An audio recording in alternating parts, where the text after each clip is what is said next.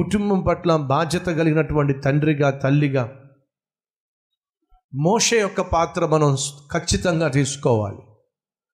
మన పిల్లలు కానీ, మన కుటుంబ వ్యవస్థ కానీ దేవునికి వ్యతిరేకంగా తగలడుతున్నప్పుడు లేదా తయారవుతున్నప్పుడు మోషే వలె దేవుని దగ్గరకు వెళ్ళి ప్రాధేయపడి దేవుని కనికరం పొందుకొని దేవునికి విరుద్ధంగా తయారవుతున్నటువంటి కుటుంబ వ్యవస్థను మరలా దేవునికి అంగీకారంగా మార్చుకోవాలి, దేవుని మార్గంలో నడిపించుకోవాలి. కానీ తెగతెంపులు చేసుకోవడం వల్ల ఉపయోగము లేనే లేదు. శాపనార్థాలు పెట్టడం వల్ల ఉపయోగము లేనే లేదు. మోకాళ్ళకు పని చెప్పకుండా నోటికి పని చెప్పటం వల్ల ఉపయోగం లేదు. ఈరోజు ఈ తీర్మానం తీసుకో.